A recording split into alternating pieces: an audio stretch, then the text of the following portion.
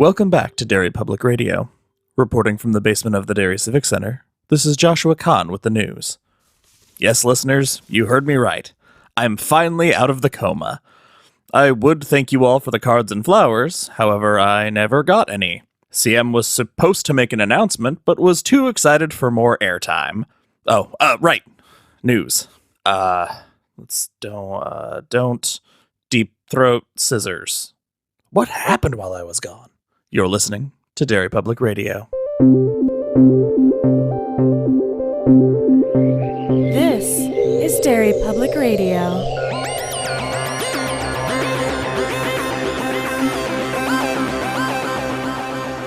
Welcome back to Derry Public Radio, a bi-weekly Stephen King book club podcast. I'm one of your hosts, CM Alexander, alongside Joshua Kahn. Hey, everybody. And Benjamin Graham. What up, constant readers?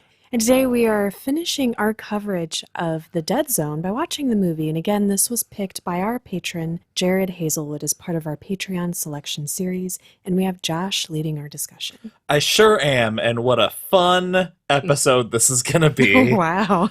I have a complicated relationship with this movie. I can feel it brewing already. First things first, I want to know what you guys thought about skipping the first, 15 chapters of the book in the movie. Because this movie starts off basically jumping to the date and the night of the accident. I think it was fine. It definitely would have made the movie longer, which I don't think I would have wanted. It made sense to me. It just sped up the story. The whole movie is very streamlined. It's one of those where they really rode the line between sticking to being faithful to the book and like diverting as needed. I didn't mind the beginning because if the first half hour of this movie took place in a carnival, it would have been interminable, I think. This movie is already, an hour and 40 minutes? It's very long. It feels longer. Yeah, I was going to say, hour and 40 minutes is not that long for a movie. It does feel every minute of its length. Can we, before we get into the movie itself, can we just talk about who directed it? Yeah. Go ahead. Cronenberg. But I like Cronenberg, and if I saw The Dead Zone, it was when I was too young to remember any of it. I don't think I've seen it, so this is my first time. And I expected something cooler, and this was just more of a straightforward adaptation. I was a little bit disappointed by that. I wanted his signature on it, and we've talked about this a few times with adaptations. Is it okay to change some things? And if you have a specific style because you have chosen that director, yes, a huge part of me wants to see their take on something, so I will forgive them a lot of changes because I want to see what they do with it. And I didn't see that with this, and so I was like, oh man, I would have appreciated that. Completely agree. My big thought going into this, because I have seen this movie before, but I had no idea it was directed by David Cronenberg. And going into this, my big thought was of all the King movies that Cronenberg could have directed, why the hell The Dead Zone? It's a very weird choice. It is. It's so un-Cronenberg. There is so little horror and no body horror. There's no one that turns into a big gross monster. And it was perfectly well directed. We talked about this with Christine, and I think we talked about it with a patron member. I don't know if it was on mic. I would have loved to see him, even though I loved the Carpenter version of Christine, I would have loved to see him tackle something like Christine, because there's a lot of, he would have made Christine really Arnie's girl in a terrible way. Yeah, we definitely discussed it during the Christine episode that if John Carpenter and Cronenberg had switched movies. Yeah. I think they both would have. Although Carpenter on Dead Zone, I think also would have been a little bit of a waste. Dead Zone's just not an exciting story. Yeah. Carpenter would have given it a good atmosphere, though. I think that, and I feel maybe that's it. I feel like this movie is missing a bit of atmosphere to it. It's so vanilla. And characterization. I think Carpenter could have brought out, because that's one thing Christine has. You feel like Arnie is definitely a character.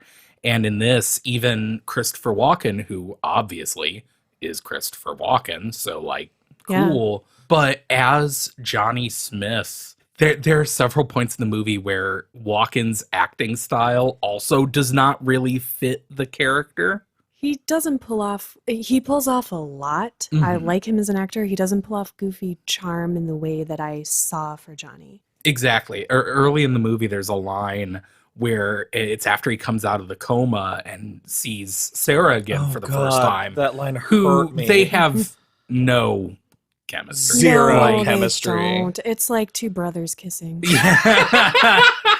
But there's this line where she says, "You look really thin." And he says, "Yeah, coma diet. You lose weight while you sleep." And it's supposed to be this like corny, like throw off joke, but it's Christopher Walken, seems so serious. he just says it the way Christopher Walken would say it, and it does not come across. Christopher Walken is like, he's so good in everything where he's, let's watch Christopher Walken be crazy. Well, 'Cause he knows his brand. He emoted like the sadness very well. He Oh, could tear up on cue. Yeah, he can get the drama in. Yeah, there's just not... Yeah, silly Enough. Johnny is Yeah, not silly Johnny's not there. No. I did like the streamline of this. Instead of having years pass between everything just happens to him within a matter of months post waking up. Because I feel like it really brings that call to action that we're supposed to feel in the book. Mhm. It really brings that out because it's that specific timing. It had to be this timing or these events never would have unfolded this way. As opposed to the book where it spends so long meandering through the years. Yes. It didn't feel like it was rushed either. I thought it was a good choice and it was executed really well. What'd you guys think of the visions? How they, Oh. the style, the direction, how they directed the visions? The coolest part, in my opinion. I'm going to sound like such a hypocrite about this because I kind of wanted them to be a little more like the Needful Things visions. Oh my god, why? No, just, well, because the movie was so boring. If the visions had had something we could either just make fun of or even be like, whoa, that's cool. They were perfectly fine. And I feel like that's all I'm going to say about this movie. Perfectly fine. You hit on some like almost exactly the wording that I thought of is they're fine, but they're not fun in some of the ways that like the best movies that we've watched for the podcast are not great movies. But they're ones where they're so either over the top or just outright bad that we have something that it's like, you know, that feeling of just watching a goofy movie with your friends. This doesn't have that. This is more of a like, I'm sitting at home and have a choice between Criterion Collection movies to watch. Like, it is slow and understated, and that's fine, but not super interesting to talk about. Yeah. Well, we talked about the book is a fantastic character piece. Translating a character piece into a movie and making it engaging the way that other Stephen King movies are engaging is just, it's a tall order. It really is. You almost needed someone to take more liberties with it. And I understand why that might not have been something that a director or other people involved in production would want to do, because people, including the people who wrote it, might not appreciate that. I'd like to see a collaboration with King and a director to change it kind of significantly for film. Well, in that case, another thing we talked about in a previous episode, highly recommend you go check out the Dead Zone TV show, because I thought about this throughout the movie, because the movie even has this feeling that this is very episodic. It's a very episodic story where this happens and then this happens and then this happens, and it's not really a cohesive thread. It's just throughout this guy the rest of his life. And I just feel that fits so much better in an episodic format. For sure. Yeah. Do you guys think that it would be accurate to describe this as Cronenberg's Lifetime movie? What does that even mean? No, Like the I Lifetime totally Network? Yeah, no, I totally get that. This And I don't mean that offensively. I can't put my my finger exactly on why, but this does have that feeling. Why? Because it's forgettable, but not bad. Because the love story is lackluster and just inserted to have a love story. You could recut that trailer and pretend like it's a love story, and I'd buy it. Which Ben's last comment at the end of the movie with what Sarah must be thinking would support that trailer. Yeah. So as we've already said, Sarah and Johnny have like no chemistry. It follows the story where she's married, obviously, and they have sex in front of her kid, and that happened, right? He's asleep in another room. Yeah, geez, you're so bored that you really had to. Although, our one joke that we got out of this movie, because she unbuttons her sweater, but it's so just not even sexy at all, that we're like, oh, that's how you hug people. You just unbutton first.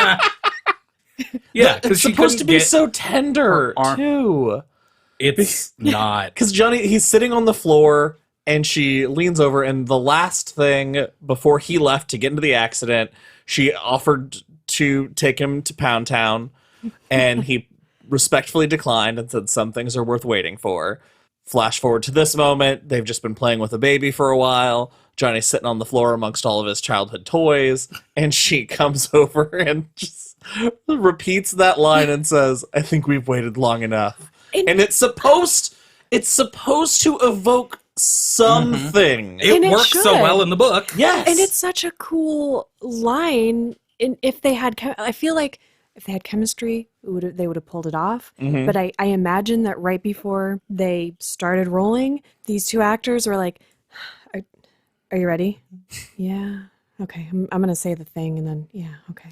Just right. Literally the second before the cameras roll, Christopher Walken turned to that woman and went, I killed Natalie Wood. And go. Oh my God. He didn't kill her, Ben. You don't know that.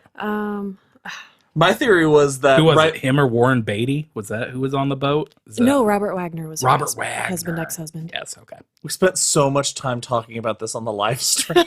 Josh does not want to hear I hate it so much. My impression was that right before they called action, their 23andMe results came back, and they found out they were first cousins. Oh, that's perfect. Because that's yeah, we're cousins, but we didn't grow up together, so it's still weird, but... More like 23 in me. Oh, no. Oh, my God. We're never going to get that sponsorship now. Let's talk about the thing that we wish we had a million times more of, the Castle Rock killer. Not the Castle Rock scissorer, as CM pitched. He had scissors. It's not my fault. How did you guys feel about the Frank Dodd Castle Rock storyline as portrayed in the movie? I thought that was done pretty well, too. I didn't mind it at all. And I would have even enjoyed if they had stretched that out, as long as the movie wasn't longer. That's why it works so much more better as a series, yeah. Because this is a season arc, is catching the Castle Rock Strangler. And I could like... Scissorer, Ben. Of course. I could like Bannerman because he wasn't a jerk. He was someone. Who was he? Oh, shoot. He was an alien? Yeah. I can't remember his name. You're supposed to be on IMDb, dude. And I was. There was one accidental comedic moment, though, when... I do like what they did. They do the whole thing with the cigarette pack. They're in like a tunnel, actually, not in the office. And Johnny can't get a read. And Frank Dodd is like with them the whole way. And so then they get a call on the radio that there's another body. So he gets his read on this dead girl's body, which was a cool scene. And my favorite part of the movie, the thing that actually was pulled off brilliantly, had heart and emotion, was when he touches her, he has the vision, he sees the killing, and he comes out of it, like is jolted out of it, and Bannerman's like, what's going on? What happened? And he says, it's like he's not with them in that present moment. He keeps going, I saw him do it, I saw him kill her, and I didn't do anything, I didn't stop it, and he's so upset. That was brilliant. That was very cool. Because we never really actually described the visions. We talked about how Oh, we yeah. felt. But the way they're done is when he has a vision, he jolts, which actually, according to IMDb, is because directly off camera, David Cronenberg is firing a magnum.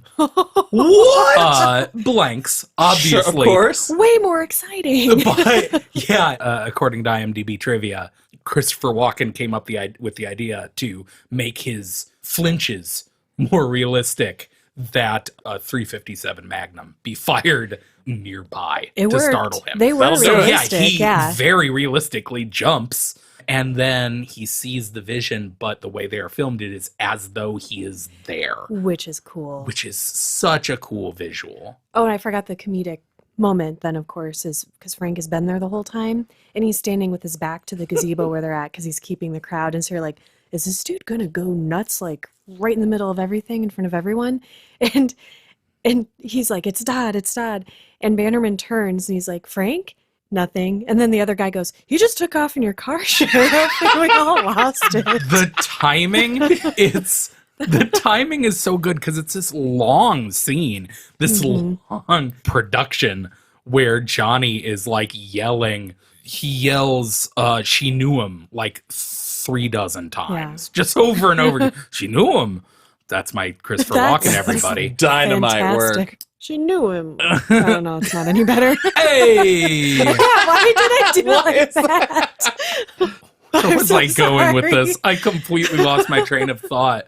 Oh yeah, so it's this like long drawn out thing of him like doing the reading, and all these people, all the reporters are gathered around, and Bannerman's like, what's going on? And all of this, and then finally he's like, it's Dodd, it's Dodd. And there's that just perfect beat before, oh yeah, he just ran off. It's so fucking funny. It is perfect. Well, and it was really refreshing to skip the, no, it can't be Frank. You don't know Frank like I know Frank. He's like a son to me. Like, I'm glad we got to just bypass any of that. The fact that it was punctuated with that timing of a joke, which made it so great. Josh, can I ask you a question? Absolutely not. Okay. Yes, of course. End of episode. Wow. Really shut me down. I also liked what they did with Frank's mom. What did you think about that change? I was disappointed they downgraded her bosom to not kept be bringing it ogreish up. because Josh, over and describing over again. someone's bosom as ogreish. For like 10 minutes before the scene, you were like, they're coming up. They're coming up. Here they come. More famous twins than in The Shining. We're like, Josh, Mrs. Dodd. this movie's very quiet. We can't hear over your audible drooling. They get to the house. You see Frank naked in the window a little bit. Which was creepy. Yeah. Very, very creepy.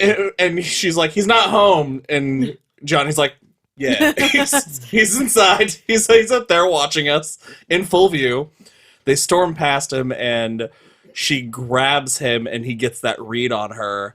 And the intensity with when he says, you knew. I thought he was going to break her fingers. Yeah. The way he was holding her wrist, I, honest to God, thought he was going to snap her wrist or something.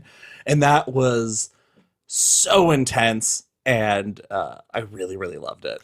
Christopher Walken is such a great cast because he has the lankiness, and even though he's much more stone-faced and looks like a scary statue man more than I picture Johnny to, when he's having these visions, his acting is really superb. Yeah.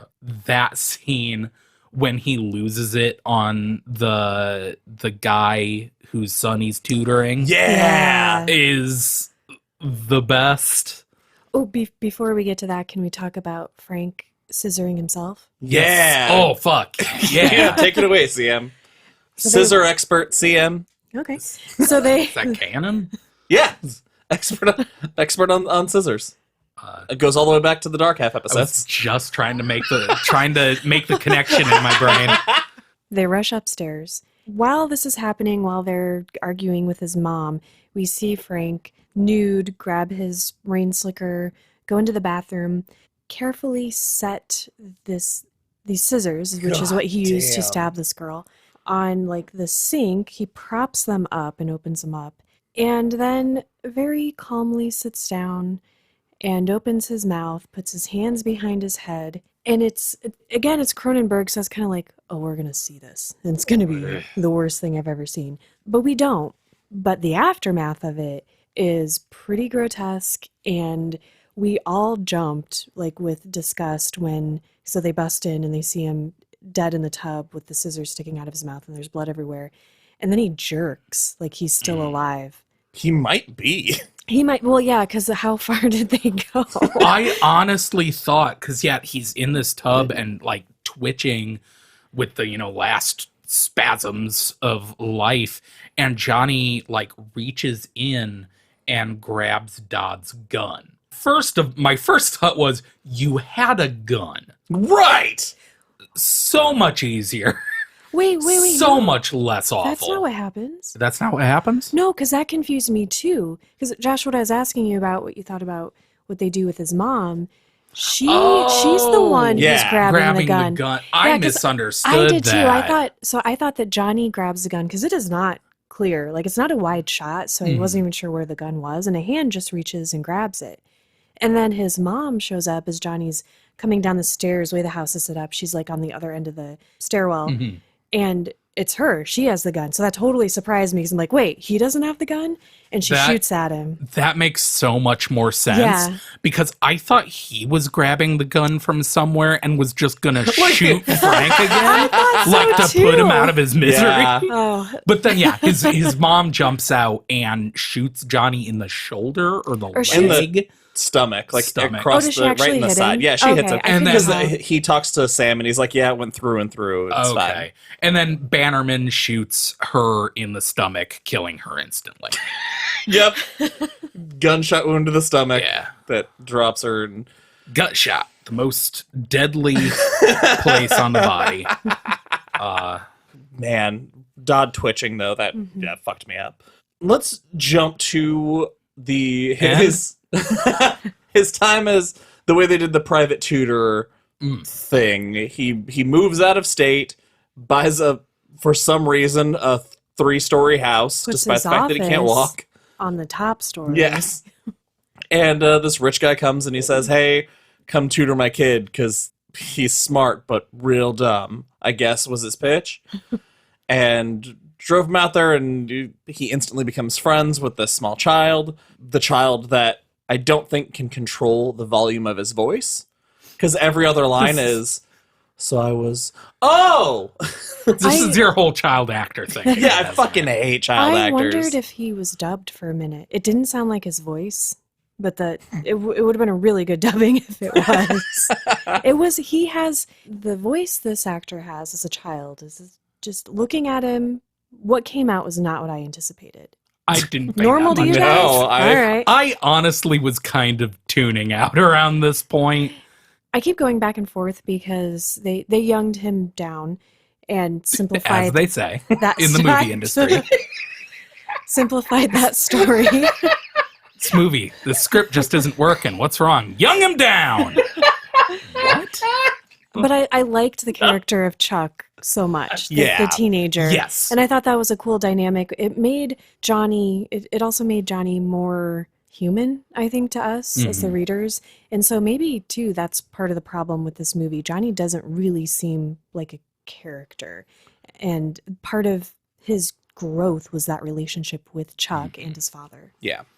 Well, the thing that I like is when he shows up to tutor him, that's when we find out that his dad is a supporter of Stilson's, and that's when they first meet and cross paths. And when he reaches for the handshake, instead of getting a handshake, he gets a button put in his hand.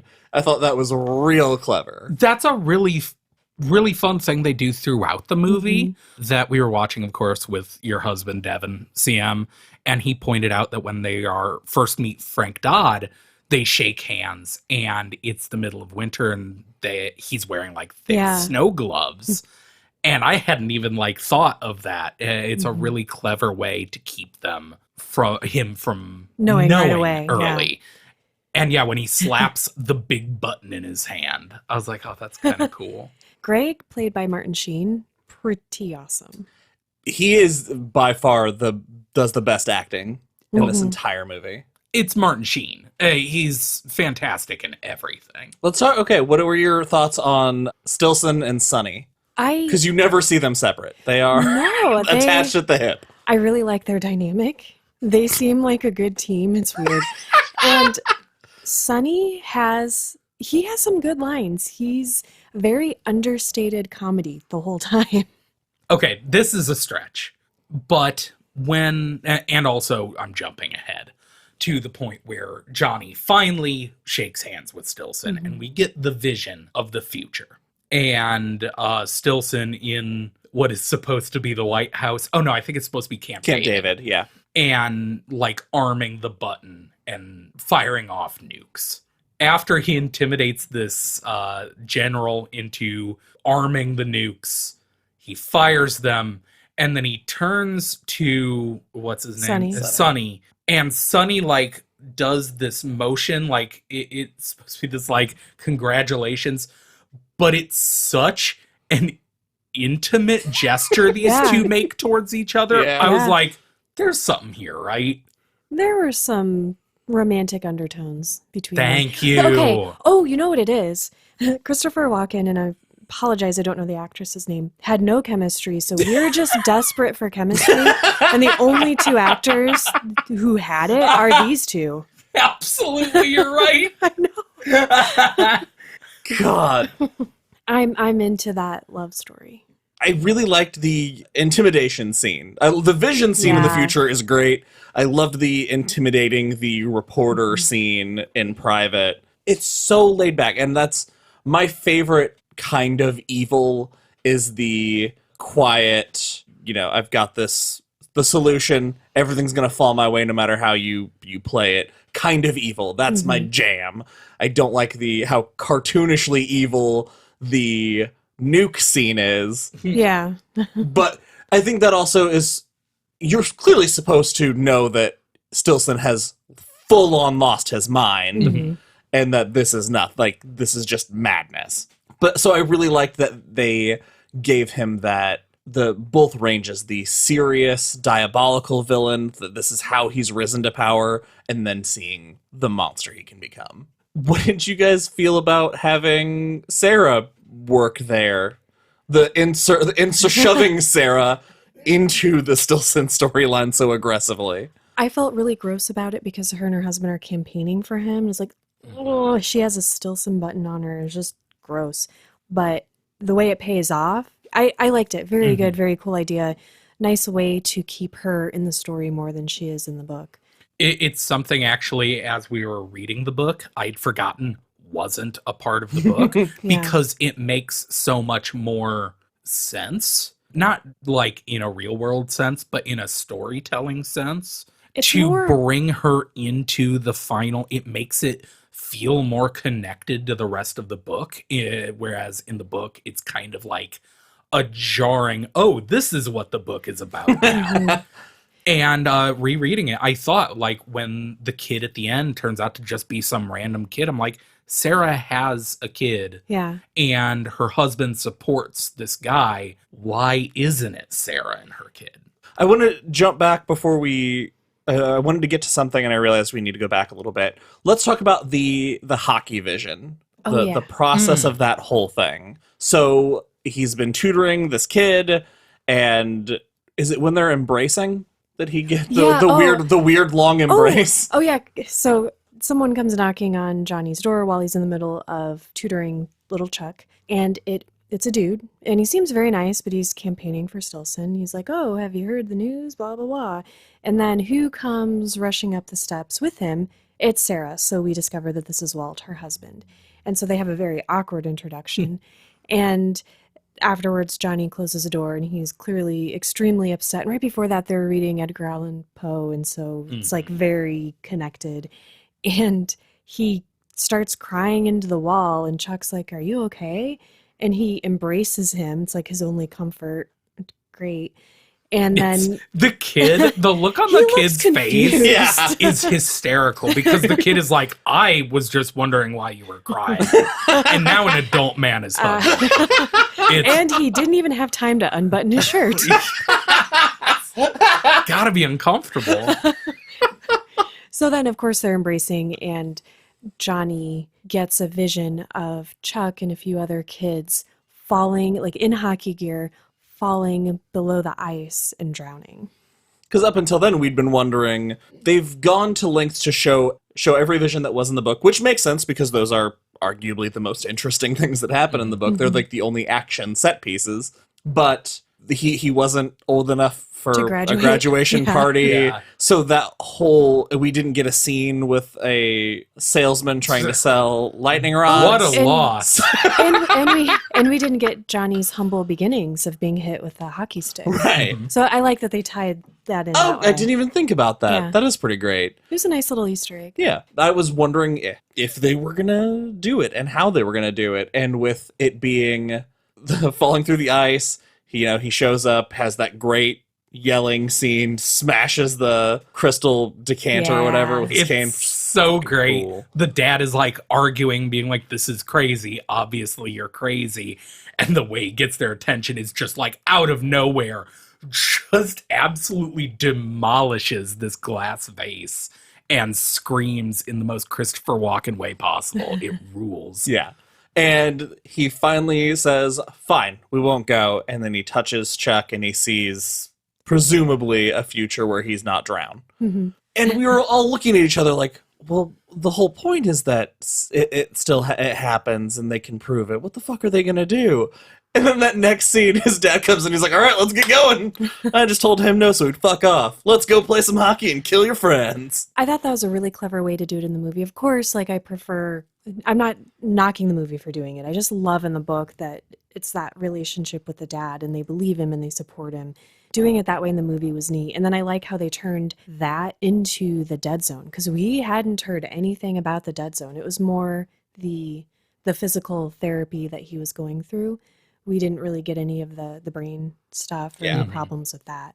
Now, am I following it correctly that in the book, dead zone is just he can't come up with the right words? Yeah, he can't like name aphasia. things. He can't access. Yeah. But in this, the claim is that the dead zone marks that he can change the future. So he's talking to Dr. Wyzak about his vision, and he says that there was something missing, something he couldn't see. It's like it was a dead zone. And then he goes on to explain that they didn't go, and he, when he touched him, everything was fine.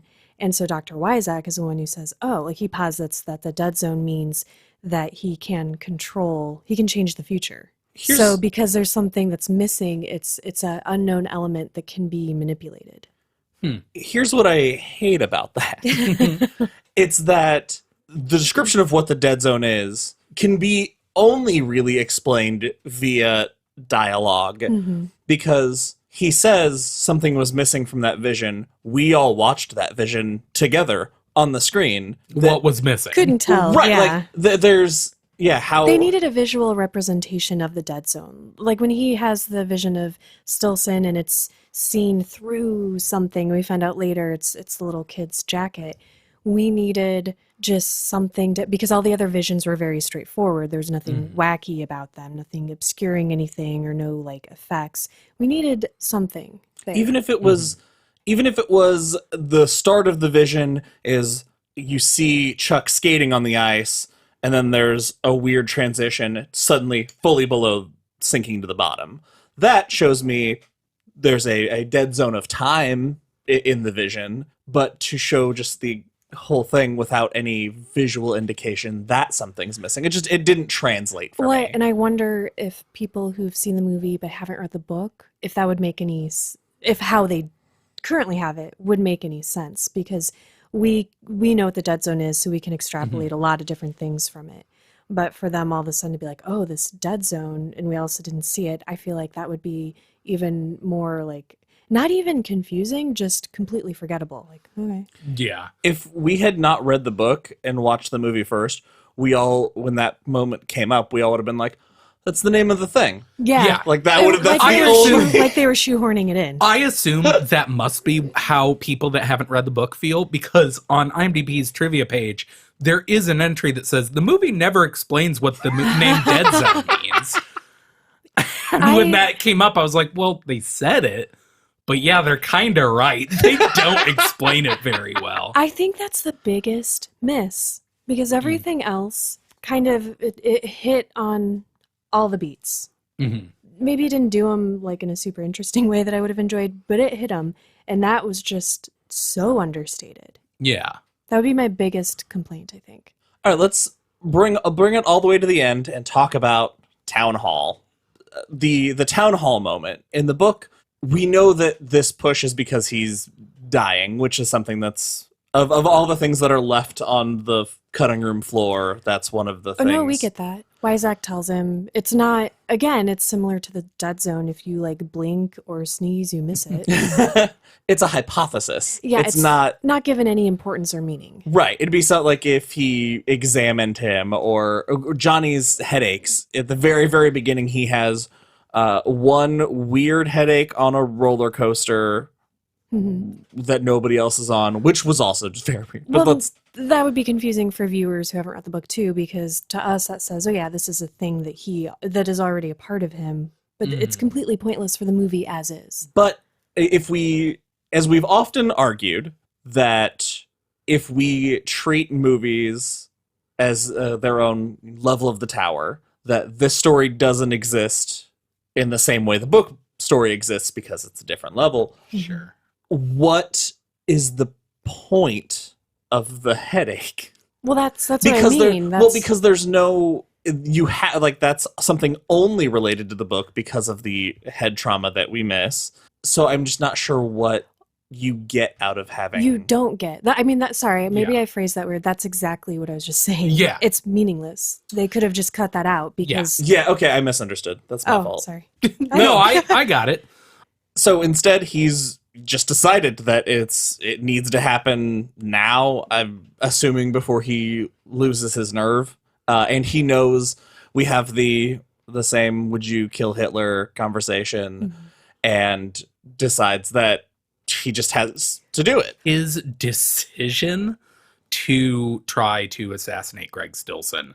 I agree with what Josh said earlier, that shortening the time span of the events of the movie does make it feel like it flows a little bit more, but it also makes his decision very sudden and rash. It is very Because he literally asks Sam, would you kill Hitler? And Sam's like, yeah. And then it cuts to his dad's house as he pulls a rifle out. Like, he's like, yeah, let's go. All right. Well, and we don't have the thing with the police interrogation and the FBI, so we're missing, and we don't have him painstakingly like journaling everything, so we're missing that element of mania that he goes through grappling with this decision. But I think the way it's done, I don't know, I see what you guys are saying, but I think it serves the story better.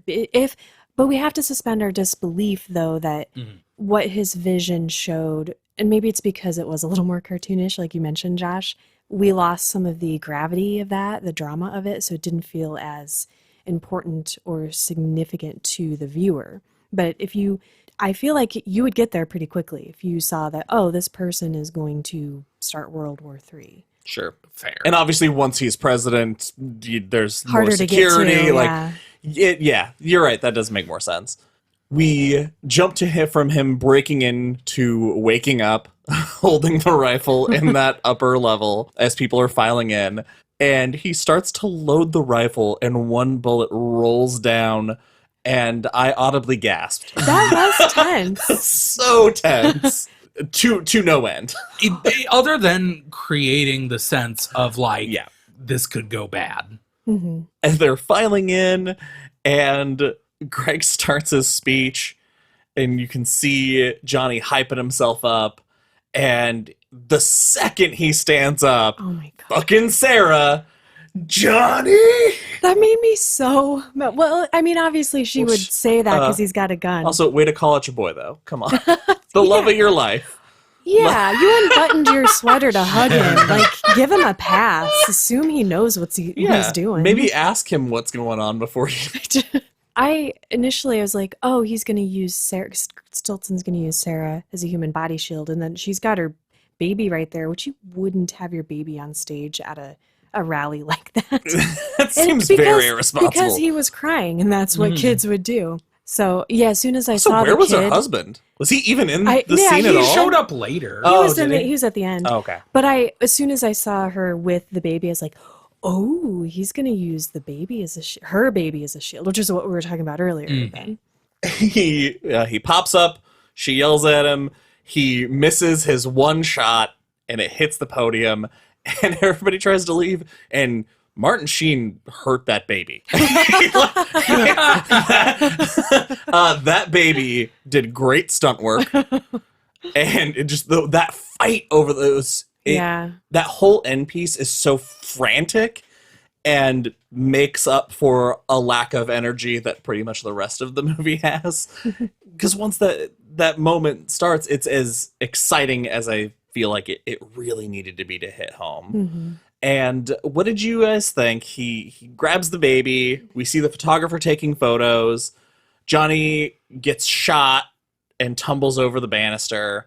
And as Sonny is running, he grabs the photographer guy and lifts him up and shoves him ahead of him before he goes to check on Johnny. Sonny had a moment of growth. Well, because then Craig's telling him to go after him, and he's like, I didn't see a photographer.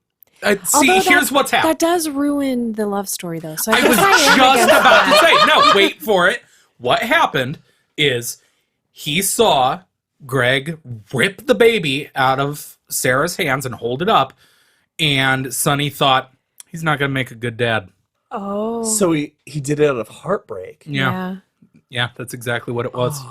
So that's definitely actually how it was, but it could also be that he saw where the chips were falling and wanted to detach himself. That's also true, because that fits with earlier when he's talking to the Tudor dad, whose character I just do not Tudor Dad. remember. He asks why Tudor dad supports Greg Stilson, even though Tudor dad says, this guy's a dick, don't vote for him. And he says, oh, we have to wait and see, if he's on the rise, you got to be friends with him. You got to make him think you're friends with him. Exactly. Because if he's not, you got to walk that fine line. Because if he's not, he's the kind of guy who will take you down with him. So yeah, I guess Chuck's dad gave us that character motivation for Sonny. Yeah, the second he saw the baby, he was like, oh, this is a train I got to get off right now because I'm not in love with him anymore. Yep. Alternate theory. Sonny saw how dangerous political life could be to the love of his life and saw that if he can end the political career, then Stilson won't be in danger anymore. Oh, that didn't work. Because he walks away from him at the end. You just wanted to be part of the love story. Because he's going to find the guy. It doesn't matter because Stilson. Ben, tell us about the final vision. That's an amazing The final vision. vision is so good. It is so good because after the baby, Sonny shoots Johnny and he falls out of the balcony. And as he's dying, almost word for word from the book, Stilson runs up. Who sent you? What do you do? Who are you? And Johnny holds his hand and sees Stilson looking disheveled in this, like, the way it's shot, this pitch black room. There's not even any background. It is just a darkness. And you see Stilson, this table next to him with a gun. And he picks up the gun, and underneath the gun is a Time magazine that says, with the picture of him holding the baby that says, no future for Stilson. And he puts the gun under his chin, blows his head off. And Johnny dies going, it's over. And Sarah tells him how much she loves him for trying to shoot her baby. Okay, you need to wait. Which is, from her perspective, all that's happened so far. Yeah, Ben, please explain that. Because having the book in my mind, I completely glossed over that. It's like, oh, a tender moment with Sarah, but you're right. Exactly. So we do see earlier that he writes the letter to Sarah saying this is going to be very hard for me to write. And we know from the book that it's him explaining himself. But he sends it. She doesn't get that letter before this happens. That's the first thing he thinks about when he sees her, I bet. Oh, fuck. Yeah. So She's going to think I'm jealous. She runs up and cradles him as he dies and is like, I love you. But from her perspective, all that has happened is she has been helping run a political rally across the street from her ex-lover, harassing him, essentially. Yes. All she knows is, oops, I drove this guy crazy, and now he's trying to kill this politician because I work for him. Oh, God, that is a dark, dark thread to pull. Yeah, and also, her baby was almost just shot. But she's like, gives her kid to her husband. It's like, I gotta go talk to this assassin real quick. What the fuck? That was totally fan service. we have to resolve our tension. What do you think her husband thought? Their baby was almost shot by a rifleman, and after the danger is done, his wife hands the baby to him and then runs and goes and hugs him. What? Oh, Ben, you just ruined that tender ending. Yeah. Well, it deserved to be ruined because it was not. You can't ruin something that It wasn't earned. Yeah. that doesn't exist. Yeah, especially if you need chemistry, that's the time you need it. It's not as bad as Tommyknocker's chemistry. That was actually repellent. Yes. But it's probably the very next worst. It's pretty bad. And it harsh cuts to black. Yep. End of movie. Roll credits. It's the right choice because It's done. Yeah. there is the fallout after that we get in the book. But we got that with the vision. Yeah, we got the resolution. Mm-hmm. What a weird movie. All right, before we get to ratings, is there anything we have not talked about or any takes that you want to cover? They almost completely cut Johnny's mom's subplot. I mean, I don't know how much it could have added, really, but it was kind of disappointing. Yeah. All right, let's go ahead and do our ratings. Ben, do you want to kick us off? Sure. I am going to give this a very similar review I gave to the book. It's fine. It's perfectly, I believe as CM kind of alluded to, it is a serviceable movie. Are there better movies to watch? Yes. Are there worse movies to watch? Yes. This is a movie. 3 out of 5 blue chambray shirts. CM?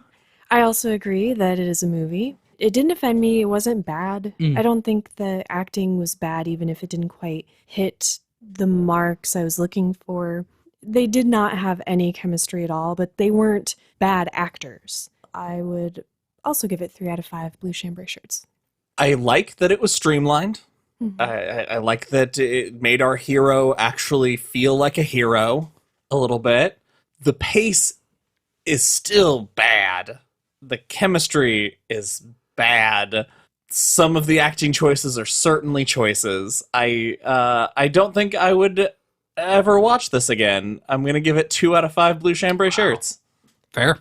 That is it for this episode of Derry Public Radio. As always, thank you for listening. Join us next time where we continue our Patreon selection coverage with Phil Thiessen's pick, Cell, and we will be reading through the chapter Gayton Academy. For Joshua Kahn and Benjamin Graham, I'm CM Alexander reminding you, I love you, Johnny.